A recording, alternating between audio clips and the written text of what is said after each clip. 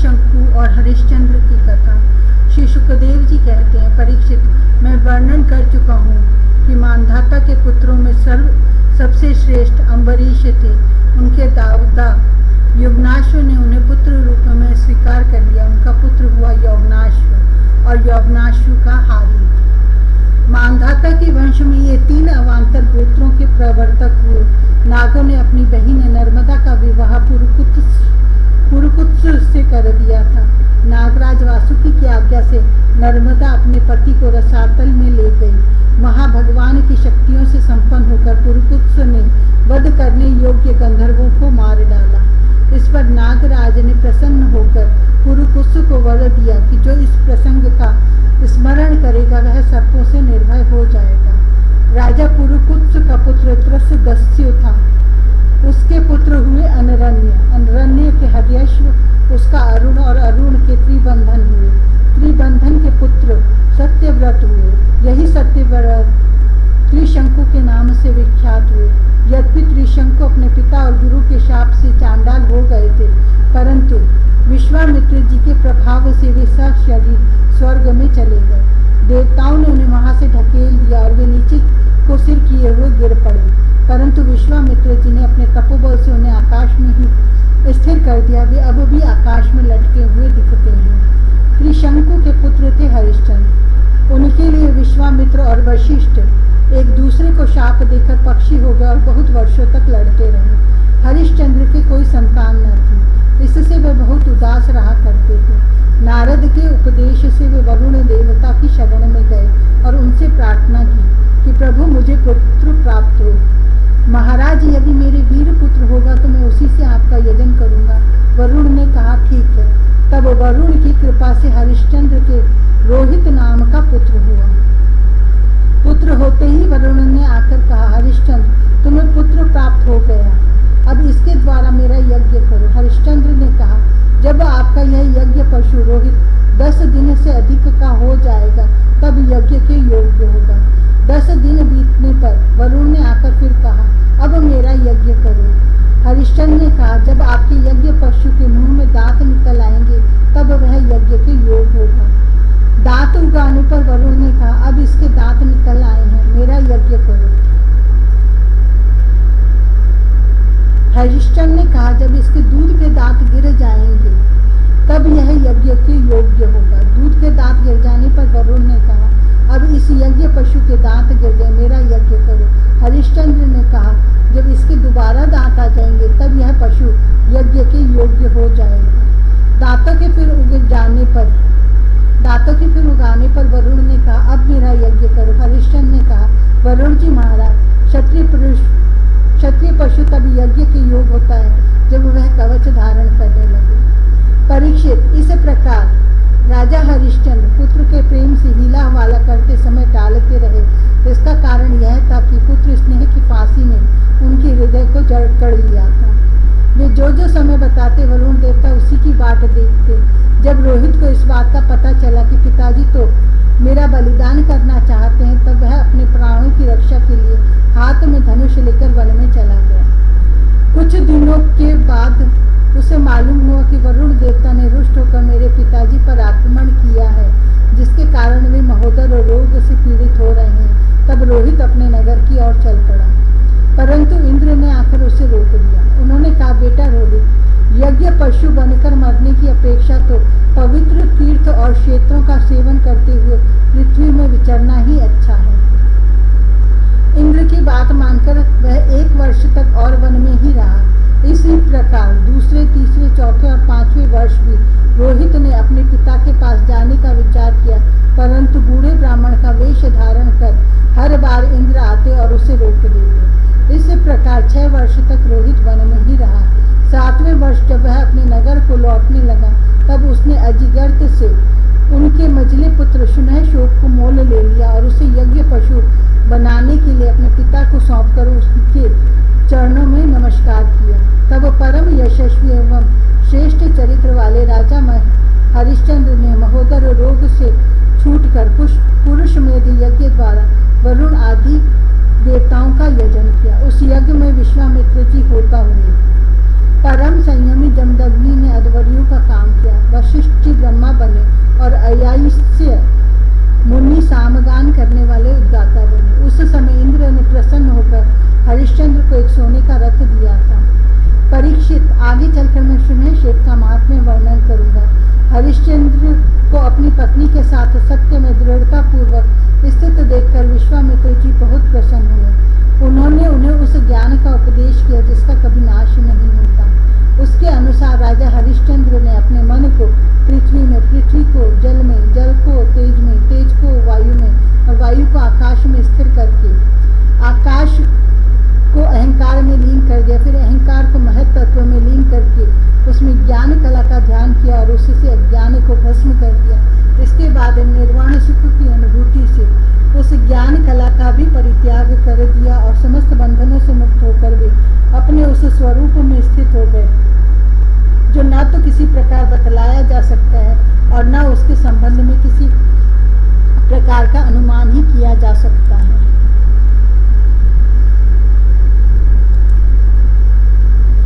आठवां अध्याय, सगर चरित्र। श्री सुखदेव जी कहते हैं, रोहित का पुत्र था हरित। हरित से चंप हुआ, उसी ने चंपापुरी बसाई थी। चंप से सुदेव और उसके पुत्र विजय हुआ।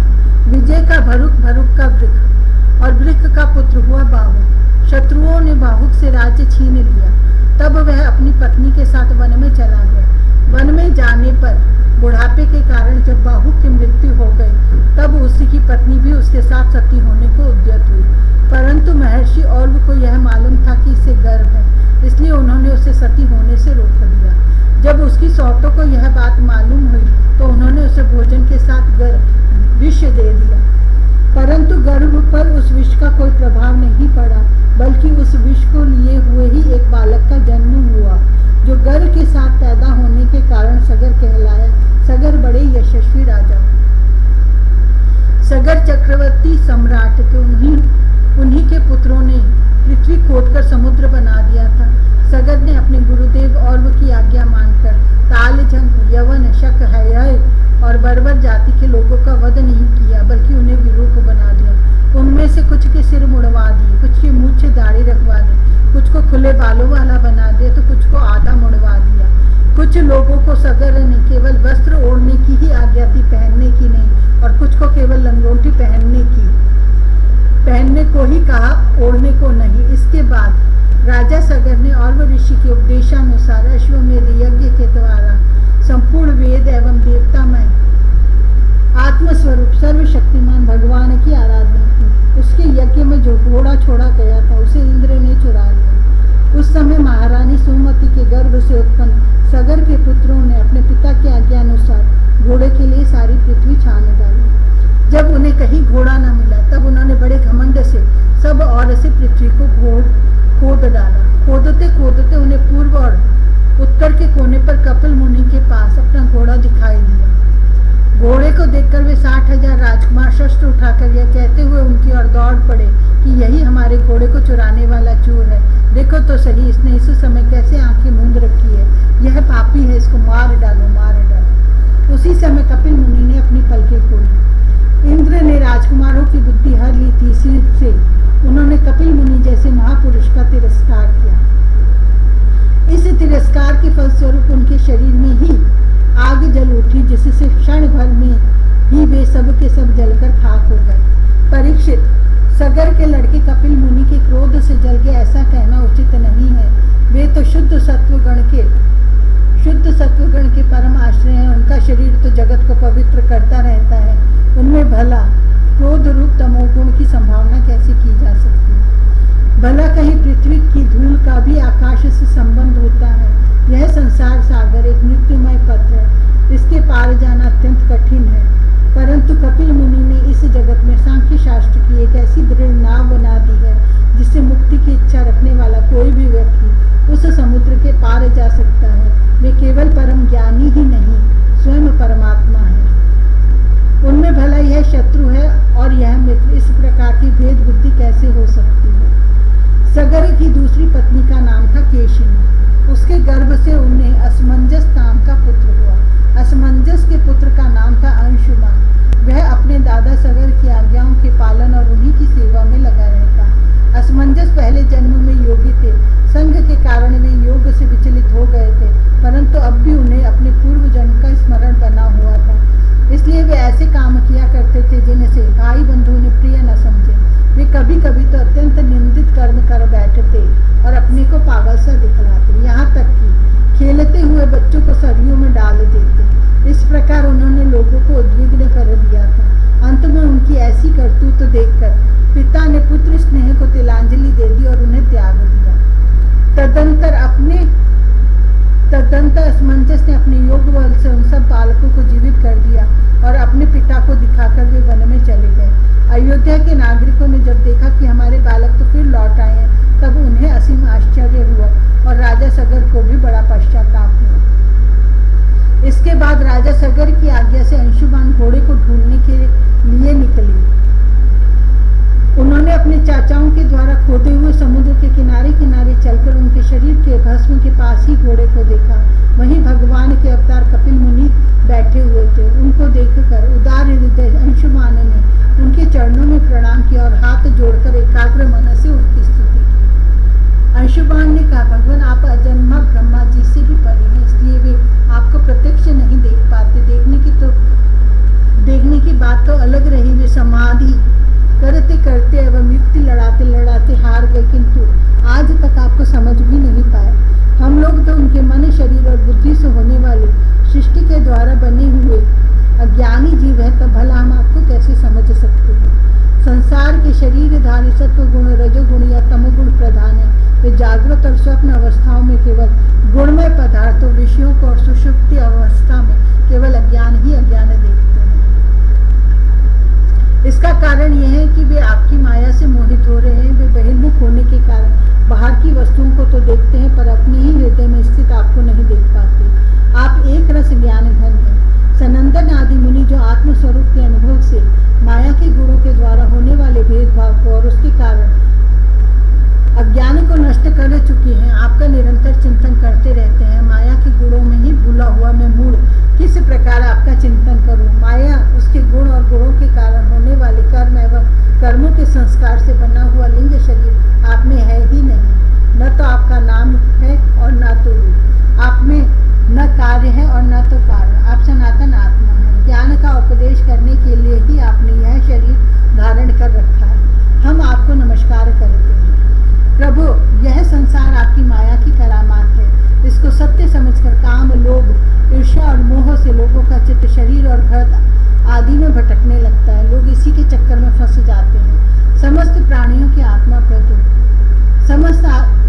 आत्मा प्रभु, आज आपके दर्शन से मेरे मोह की यह दृढ़ फांसी कट गई, जो कामना, कर्म और इंद्रियों को जीवन में दान देती है। श्री सुखदेव जी कहते हैं, परीक्षित, जब अंशुमान ने भगवान कपिल मुनि के प्रभाव का इस प्रकार गान किया, तब उन्होंने मन ही मन अंशुमान पर बड़ा अनुग्रह किया और कहा, श्री भगवान ने कहा, बेटा, यह घोड़ा तुम्हारे पितामह का यज्ञ पशु है, इसे तुम ले जाओ। तुम्हारे जले हुए चाचाओं का उद्धार केवल गंगा जल से होगा और कोई उपाय नहीं है। अंशुमान ने बड़ी नम्रता से उन्हें प्रसन्न करके उनकी परिक्रमा की और वे घोड़े को ले आए। सगर ने उस यज्ञ पशु के द्वारा यज्ञ की शेष क्रिया समाप्त की। तब राजा सगर ने अंशुमान को राज्य का भार सौंप दिया और वे स्वयं विषयों से निष्प्रिय एवं बंधन मुक्त हो गए। उन्होंने महर्षि और के बतलाए हुए